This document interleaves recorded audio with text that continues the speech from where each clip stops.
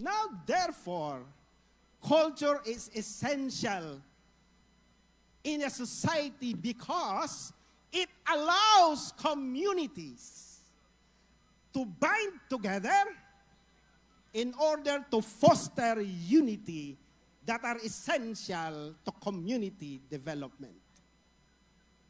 So ang kultura ni ay mahinungdanon siya para mahiusa ang usa ka katilingban nga maoy dalan sa kalambuan ug kini tukma diha sa panglantaw sa team unity. Pasaylo ako niingon ang unity ang panagiusa dalan sa kalambuan.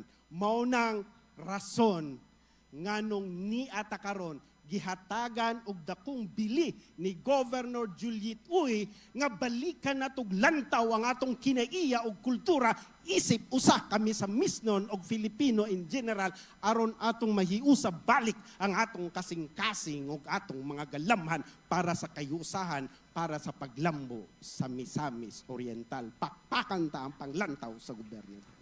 Nganong gitagaan magdakong pagtagad ang Chinese New Year?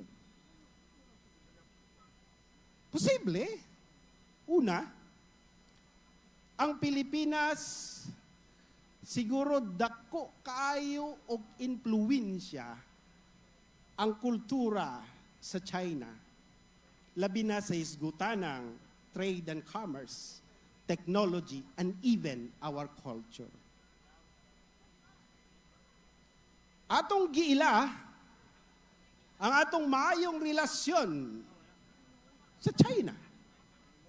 Basin karon makita ni sa Chinese government nga atong gitagaan og pagtagad gi-integrate nato ang kultura nga pag-ila diha sa atong katilingban karon atong gi-integrate ang Chinese New Year pag-ila sa kamahinungdanon sa pagsilibrar niini makita ni sa China karon moingon ni ng China kamaayo ba ni Governor Julitoy ato na lang ihatag ang West Philippine Sea. Nako nga na. Sa tinuod lang, dako kayog influensya ang Chinese culture, ang ilang technology, ang ilang influence sa pag-umol sa kinaiya sa mga Pilipino. But nevertheless, mainsi ka man, mapilipino ka man, ato yung ipatunhay ang maayong relasyon, dili lang sa China, kundili sa tanang nasod sa kalibutan nga nag-ila sa kamahinungdanon sa existence sa usa ka Philippine Republic.